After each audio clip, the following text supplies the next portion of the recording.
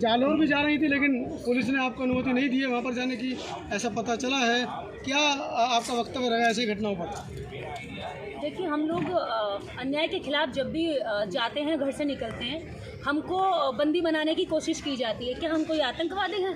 क्या हम कोई ऐसे लोग हैं जो संविधान को नहीं मानते? हम संवैधानिक दायरे में हम रह करके जा रहे हैं। उन सड़कों पर सब चल सकते हैं, लेकिन न्याय की लड़ाई लड़ने वाले उन सड़कों पर नहीं चल सकते।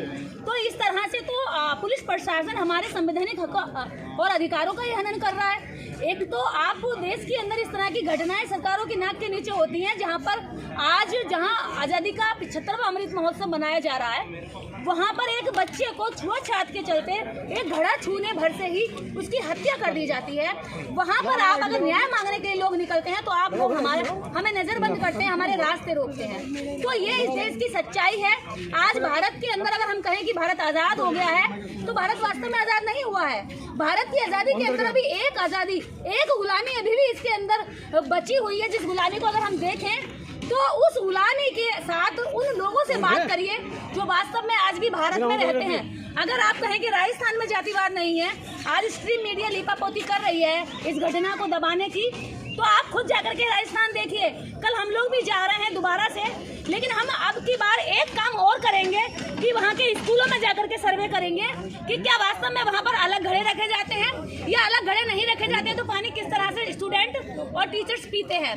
तो ये देश के अंदर एक सर्वे भी होना चाहिए, ईमानदारी के साथ सर्वे होना चाहिए कि कितने स्कूलों में आज भी ऐसा है कि जहाँ पर टीचर्स के घड़े इसलिए अलग रखे जाते हैं कि जाति की पवित्रता बनी रहे। जाति की पवित्रता को बनाए रखने की इतनी हनक है यहाँ के लोगों में कि बच्चे तक को मार सकते हैं, लेकिन 40 रुपए के घड़े को आप ज्यादा कीमती मानते हैं। एक बच्चे की जान आपके लिए कीमती नहीं है। जहाँ जिस घड़े को बनाने वाला भी शूद्र होता है, जिस शूद्र को आप अपवित्र कहते हैं, पैरों से पैदा या उत्पन्न हुआ कहते हैं, उसी शूद्र का बनाया घड़ा आपके लिए शुद्ध हो जाता है, लेकिन उसी घड़े को छूने वाला दलित आपके लिए अपवित्र और अछूत हो जाता है। ये देश के अंदर बेहद जघन्य अपराध हो रहे हैं। जो कहते हैं ना ISIS वाले जो आतंकवादी हैं, ये आतंकवादी उनसे भी ज्यादा खतरनाक हैं, क्योंकि उन आतंकवादियों की हम पहचान कर सकते हैं, शिनाख्त कर सकते हैं, उनसे बच सकते हैं, लेकिन इन आतंकवादियों की तो हम पहचान भी नहीं कर सकते, बगल में बैठे होते हैं। क्योंकि ये आतंकवादी की शुरुआत कैसे होती है मैं बताती हूँ। इन आतंकवादियों की जो आतंकवाद है इनके अंदर छुपा हुआ, वो कैसे निकलता है। पहले पूछेंगे भाई साहब आप कौन हो? हिंदू हो? अच्छा हिंदू हो, सांस ले ली पहली चैन की, इन्हें तसल्ली हो जाती कि भैया हिंदू हो। उसके बाद पूछेंगे कि भैया हिंदू में कौन हो। अगर हिंदू धर्म अच्छा है और हिंदू धर्म का भाईचारा इतना मजबूत है, तो हिंदू के पता होने के बाद आप पूछो नहीं ना। आप क्यों पूछते हैं कि आप कौन हैं, आपकी जाति क्या है, आपका सरनेम क्या है। अगर पड़ोस में कोई घर पे रहने आ गया तो उस पड़ोसी के साथ कितना रिश्ता रखना है, कितनी दोस्ती बढ़ानी है, कितना खाने पीने का संबंध रखना है, ये तब रखेंगे जब ये पता कर लेंगे वो उनकी जाति का है, वो दलित तो नहीं है। आप कितना भी अच्छा कपड़ा पहन करके यहाँ जाएं, आप कितने भी योग्य क्यों ना हो जाएं, आप कितने भी अच्छी बातें क्यों ना कर ले, आप कितना भी संविधान को फॉलो क्यों ना कर ले, लेकिन आप जातिवाद का जैसे ही पता चलेगा तो आप उनकी नज़र में नीच हो जाते हैं। क्योंकि यहाँ न्याय भी जाति के आधार पर होता है, कर्म के आधार पर नहीं होता। जैसे कि अभी इस बच्चे के साथ हुआ, अभी फरीदाबाद में एक घटना हुई, 12 साल की बच्ची को मारकर रेलवे ट्रैक की लाइन पर फेंक दिया गया, लेकिन प्रशासन की कान पर जू नहीं रहेंगी। जब हम लोग गए FIR हुई, उसके बाद SDM कहते हैं कि हमें तो पता ही नहीं है घटना हुई है। मतलब उनकी पुलिस को ये पता है कि प्रोटेस्ट करने वालों को रोकना है, लेकिन उनके प्रशासन को ये नहीं पता है ये बच्ची के साथ इतना जघन्य अपराध हो जाता है। उस बच्ची का मुंह दबोचा गया होगा, उसकी जबड़े की हड्डियां तोड़ दी गई, जिस हड्डी को कहते हैं कि शरीर के अंदर सबसे मजबूत होती है।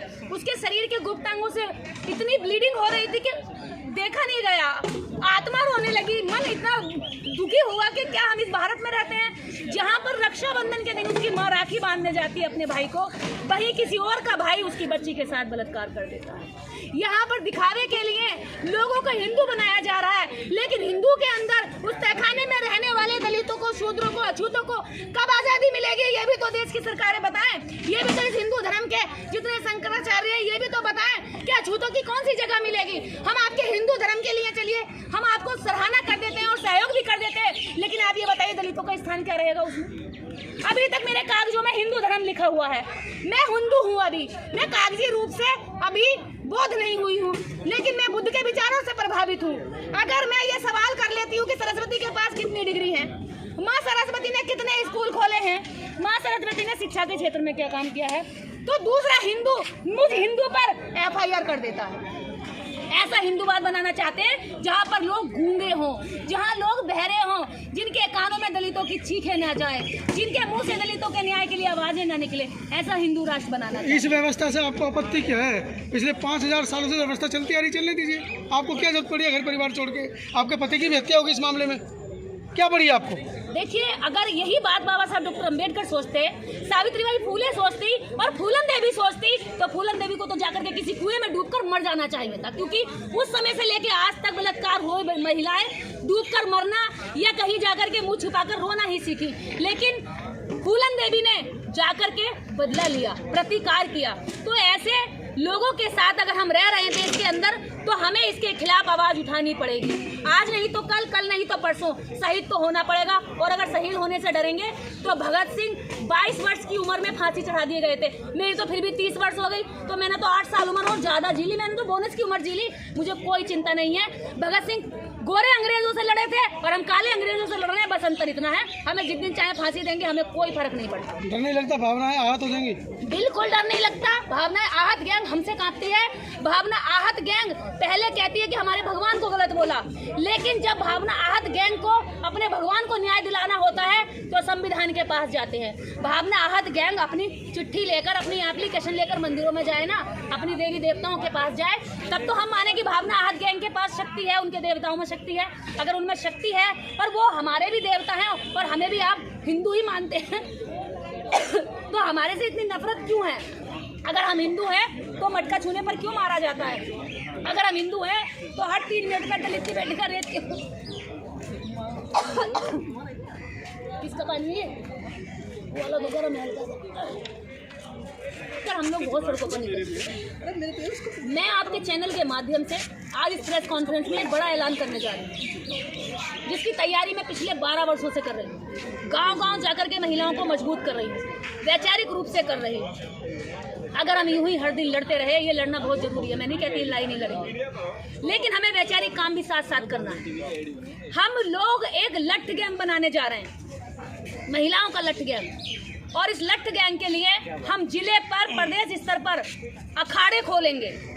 हम एक एक की लड़ाई सारे मिलकर के लड़ेंगे तो ये लड़ाई कभी जीती नहीं जाएगी। हमें एक एक को मजबूत बनाना होगा, जो वहीं पर मुंह तोड़ मौके पर जवाब दे। इसके लिए लठ गैंग के तहत महिलाओं की हम टीम बनाएंगे और महिलाओं को लठ का वो कराएंगे, इनको इतनी प्रैक्टिस कराएंगे कि उसके लिए हमें पंजाब से भी भले टीम बुलानी पड़े। पंजाब की टीम हमारी तैयार है, पंजाब से हमारी टीम आएगी और महिलाओं को लठ के लिए प्रशिक्षण करेगी। उनके पास AK-47 है, लठ क्या करेगा आपको?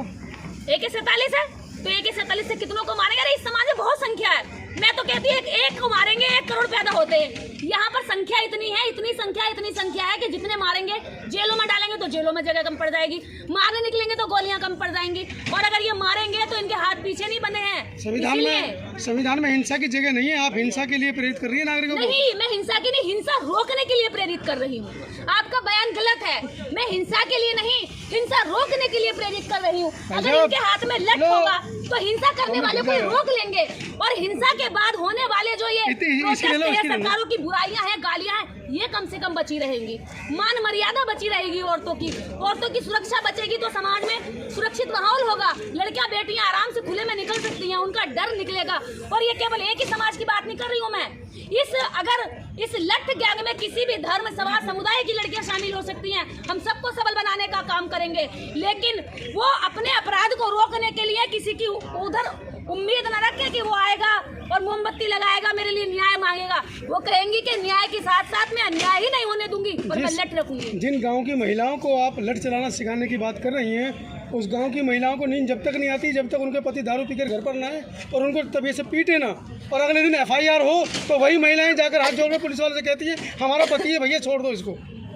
ऐसी महिलाओं की संख्या हो सकती है, लेकिन मेरे जैसी हो सकती है नहीं, लाखों की संख्या में, करोड़ों की संख्या में। तो मुझे ज्यादा नहीं चाहिए। देखिए, शेरों की संख्या भीड़ में नहीं होती है, वो गिनती के गिने चुने होते हैं। जिले पर मुझे 10 महिलाएं मिल जाएं और हर जिले पर 10-10 महिलाओं की टीम बन जाए और लठ गैंग में वो 10-10 महिलाएं शामिल हो जाएं, और इसके लिए अगर हमें अखाड़े खोलने पड़ेंगे, हमें जगह की जरूरत पड़ेगी। यहाँ पर करोड़पति और अरबपति पैसे नहीं देंगे, सहयोग नहीं करेंगे, हमें समाज की आम जनता से सहयोग की अपील करती हूँ कि अपने अपने जिले में जो खाली पड़ी जगह है वो दे, ताकि अखाड़े खोल सकें, ताकि महिलाओं को ट्रेनिंग दे सकें, और ये ट्रेनिंग के माध्यम से महिलाओं को मजबूत बनाएंगे।